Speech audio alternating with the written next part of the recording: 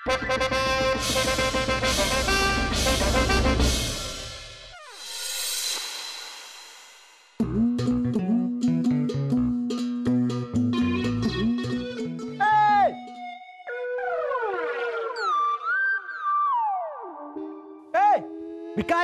महल में कहां घुसे चले आ रहे हो? चलो बाहर, बाहर चलो।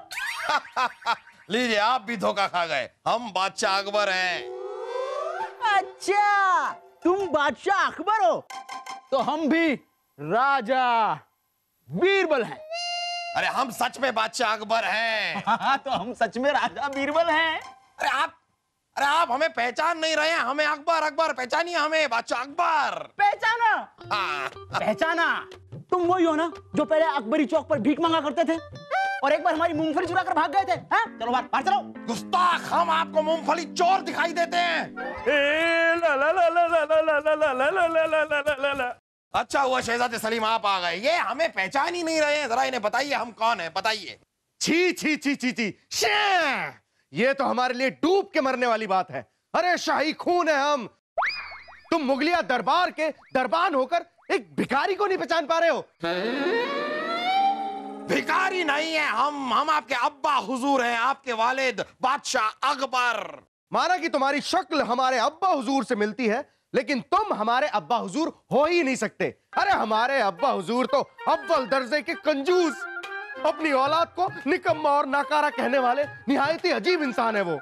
हम अकबर हैं। अगर आप हमारी शक्ल से नहीं पहचान पा रहे तो हमारी शख्सियत को देखिए। हमारा नूर, नूरे चमन, हमारी बुलंदी देखिए। अरे पहले अपना कद तो ऊंचा कर लो, फिर बुलंदियों को छूना। बाहर निकालो इसे। हट। ये देखिए।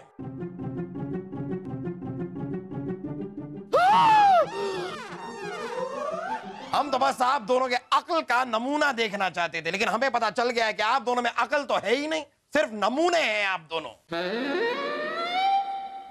आप हमें दीवाने खास में मिलिए और आप भी हमें दीवाने खास में मिलिए। बहुत जल्द भीख आप मांगेंगे।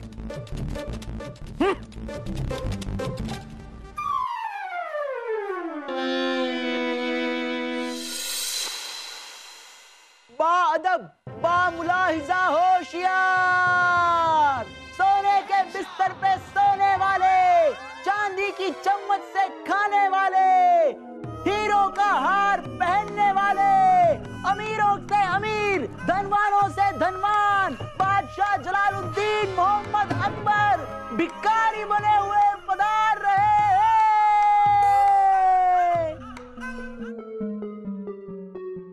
तशरीफ रखिए। जापाना, आप ऐसे भिखारी के भेष में क्यों हैं?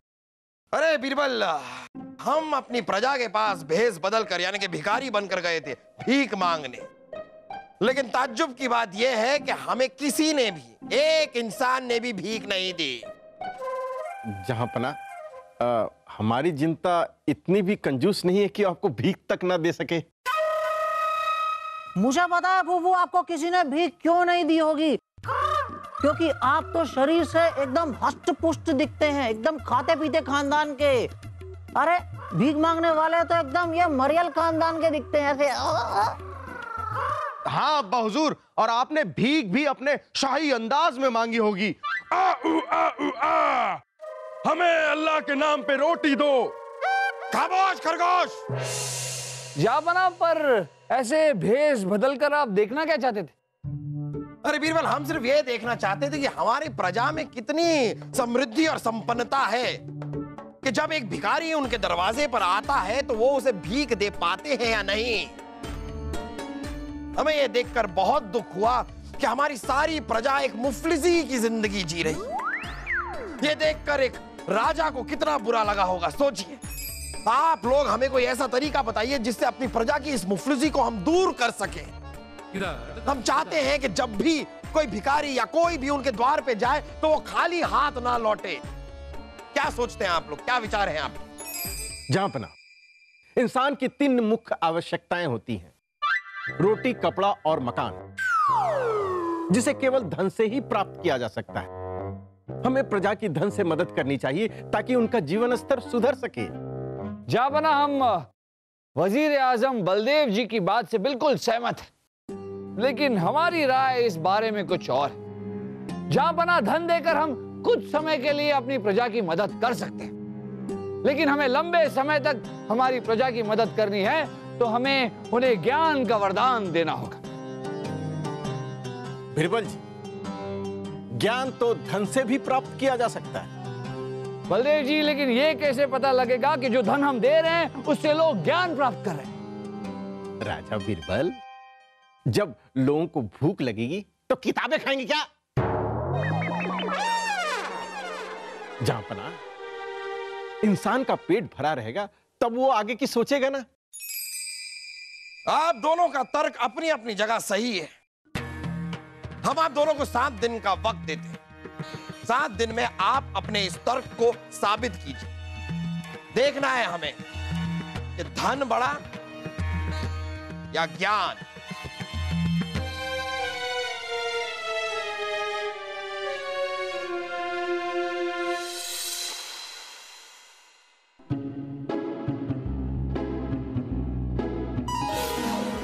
कौन है? कौन है? कौन है?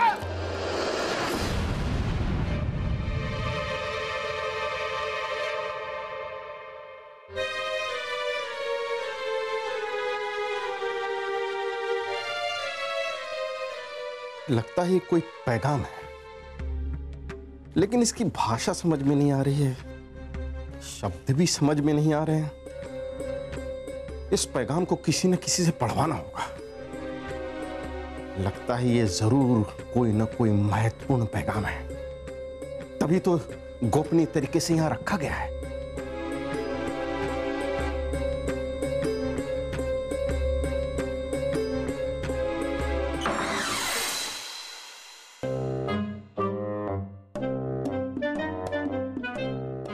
आदाब अर्ज़ है। आदाब आदाब इमाम साहब, बैठिए बैठिए बैठिए। कहिए हुजूर, कैसे याद फरमाया? इमाम साहब, इस पैगाम को जरा पढ़कर बताइए।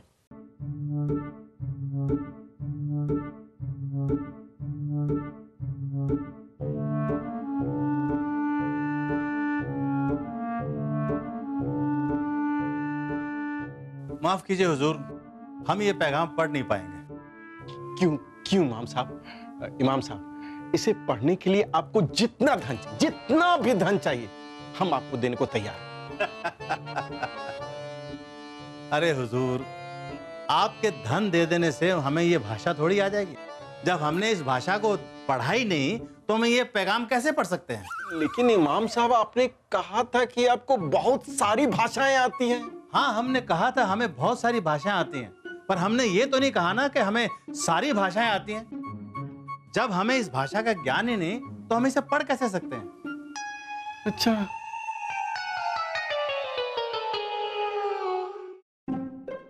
किसने लिखा है ये? पता नहीं, लेकिन हमने तो नहीं लिखा।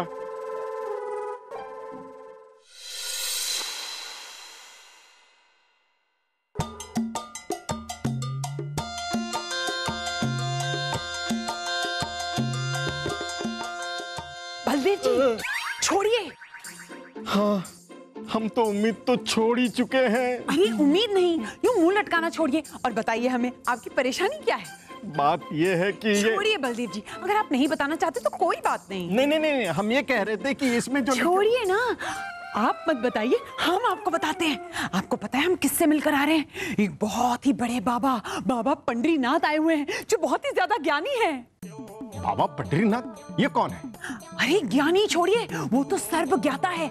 दुनिया का कोई भी ज्ञान उनसे अछूता नहीं है। हाँ, 100 से भी ज्यादा देशों की भाषाओं का ज्ञान है उन्हें। बहुत ज्ञानी है।